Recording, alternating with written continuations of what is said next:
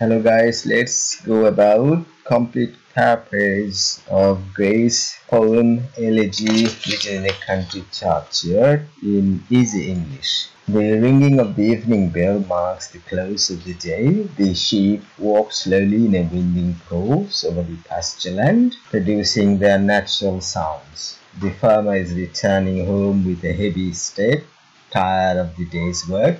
The darkness of the night is descending upon the world, and I find myself quite alone. The fields and other sights, which were dimly visible in the twilight, are now becoming invisible to the eyes. The air is full of silence and solemnity. The only audible sounds are the dull, humming sound of the beetle, which is flying about in circles, and the twinkling of bells round the necks of sheep who are slowly falling asleep in their distant folds, enclosures where sheep are kept during the night.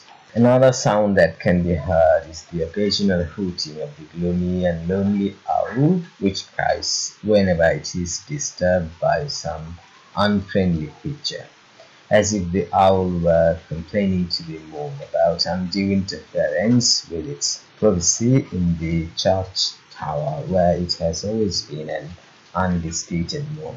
Under the elm trees with their rough trunks and in the shadow of the hills, yew tree in the churchyard are mainly grass-covered graves containing the bodies of the rustic ancestors of this village.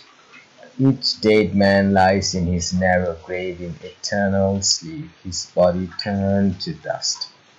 Neither the call of the morning breeze laden with sweet smells, nor the twittering of a swallow from the mud and straw shed, nor the loud and shrill crowing of the cock serving as a bugle, nor the crowing horn of the huntsman will ever awaken these dead men from their humble graves.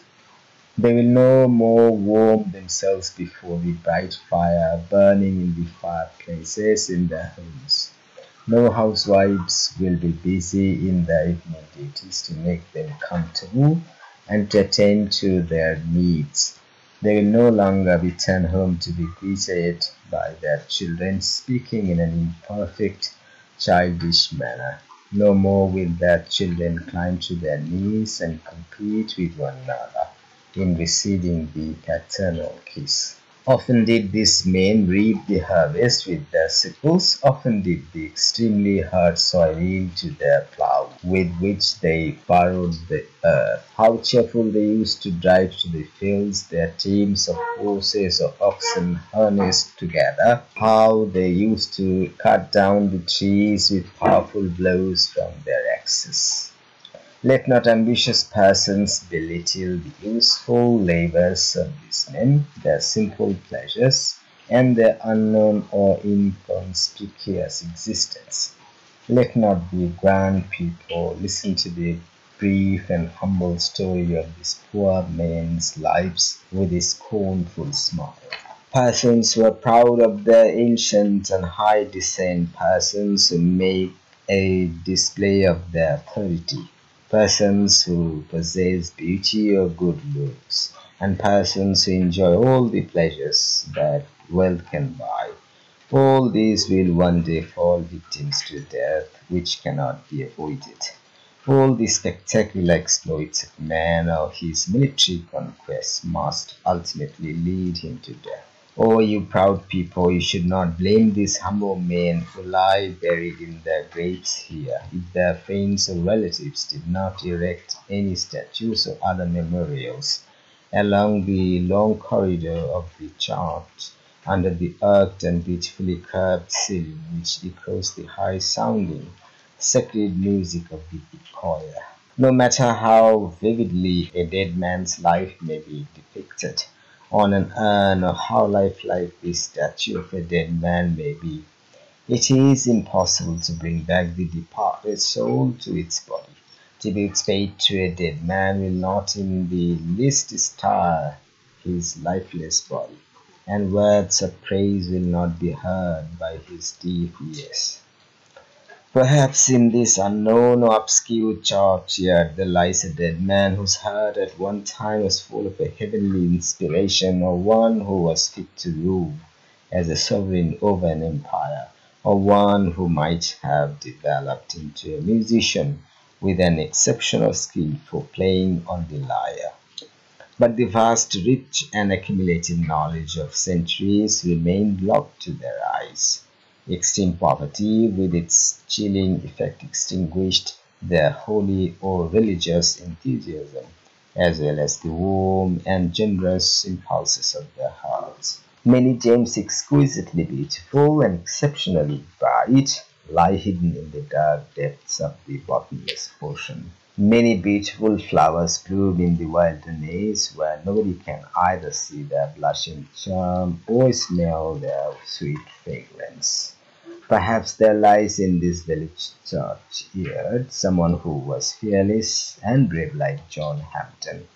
If John Hampden courageously refused to pay the ship money during the reign of Charles I, someone lying buried here might have defied a cruel and unjust taskmaster in the fields. Or there may be lying buried here someone who possessed a hidden poetic gift equaling that of Milton, but whose gift found no opportunity to show itself.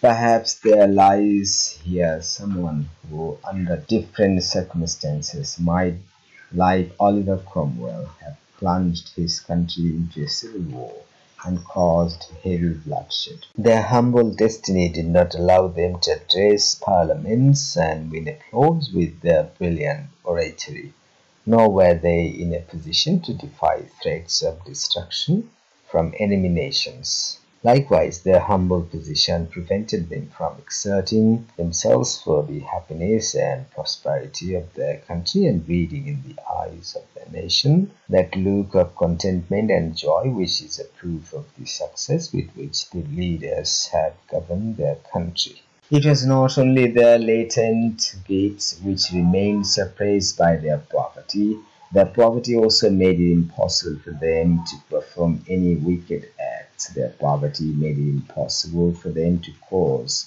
bloodshed in the world in order to capture a throne.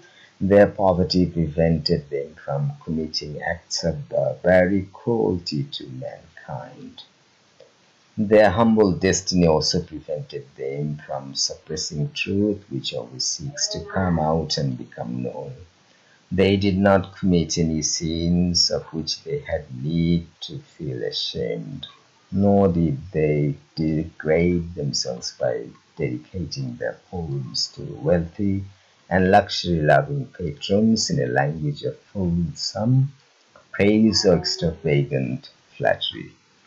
These men lived far from the scenes of feverish struggle and restless activity in crowded cities dominated by sin. They had simple, humble desires, and they kept away from evil courses. They lived in the peaceful retirement of the countryside, and they never deviated from the peaceful path of a sinful existence. But though these men lived unknown lives, yet some sort of humble memorial does exist even for them to protect them from the disgrace of utter forgetfulness. Their graves are, as it were, adorned with carved stones bearing inscriptions in their memory. True that the stones are badly carved and the inscriptions are couched in awkward verses, but a chance passerby would read these inscriptions, which would ask for his sympathy to be expressed through a sigh that would also serve as a homage to the dead. The names and the ages of these dead men have been recorded on their tombstones by some illiterate engraver who has misspelled many words, but these engravings serve to commemorate the dead men and may be regarded as a substitute for poetic lamentations on their death. Besides these inscriptions, many scriptural texts have also been engraved on the tombstones.